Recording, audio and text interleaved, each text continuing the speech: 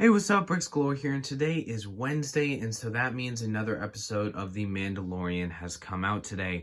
And so I thought, why not a better time to review this awesome Mandalorian Lego set 75319, The Armor's Mandalorian Forge. This is a set that released during Season 2 of The Mandalorian, but obviously with the characters and overall build is still very relevant to the current show in its state today. So, let's take a closer look. So first up with the outside of the box here, we can see that this set has 258 pieces and includes 3 minifigs, the Mandalorian, the Armorer, and Paz Vizsla. The Armorer and Paz Vizsla being exclusive to the set, and to this set being the first time that we saw a Mandalorian with a jetpack. So it was a pretty cool set for that, especially during the time of release. As we move to the side, no cool box art, but on the back it just shows some more of the features of the set, as well as the minifigs doing things in the habitat. So not a crazy box or anything, some more cooler box art on the side there. So let's open this up and see what's inside.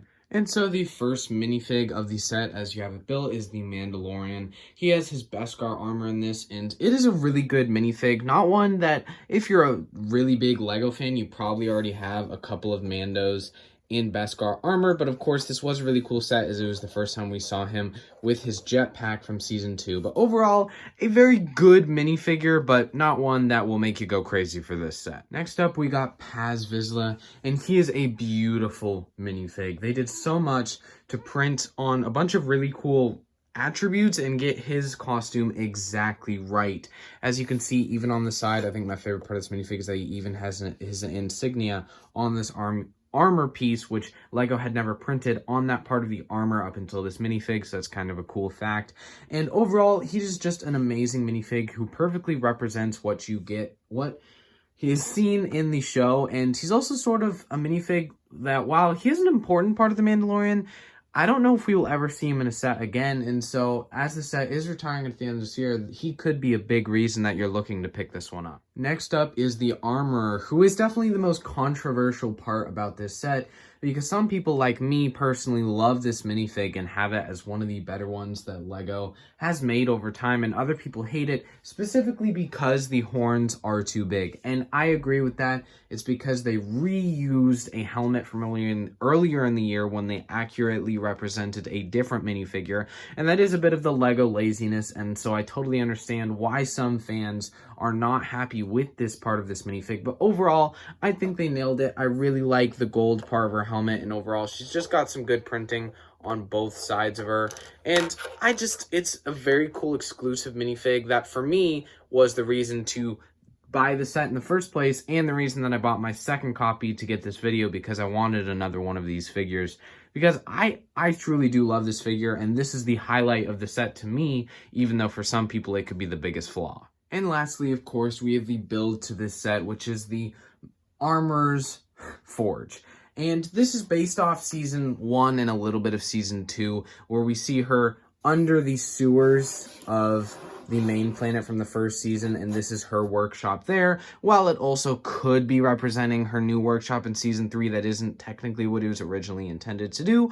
Overall, this set has a bunch of play features. You can smelt with this pot that she has. It does very accurately represent that part of the build, and I think that is the standout here. You got a couple of cool props, like a unprinted Mandalorian helmet, which is a really exclusive, cool piece that they included in this set, as well as you've got sort of a gun holding port here that can hold, Beskar or guns or tools, as the sticker shows, and then you have some grenades in these boxes below it.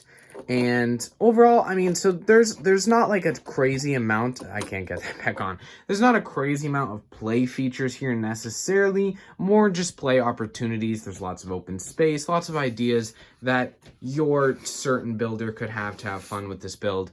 Now, I will be honest, from a display point of view, this is not that pretty to display. I had it on my display for a little while, and to be honest, I took it off. I bought this set for the minifigures. I did think I wanted to display it at first, but this is not one that you will be picking up to display, to be honest, which is definitely a drawback of this set.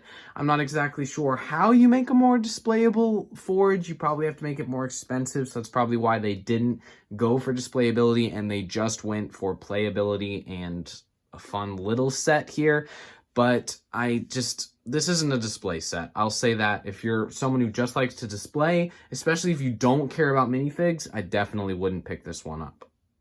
So overall, we have a nice little set here in the Mandalorians Forge. This will cost you $30 to $40 depending on where you buy it, because there are some sales for $30 while its original retail price is $40.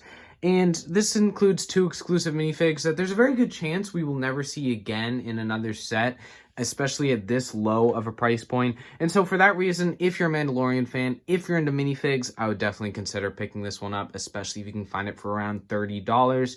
If you're not really too big into collecting minifigs, if you don't really care about the armor or Paz Vizsla, I would skip this one. It's not necessarily a need to buy, as the Mandalorian is in a lot of other sets. It's not like a crazy known location from the show, just a nice little set.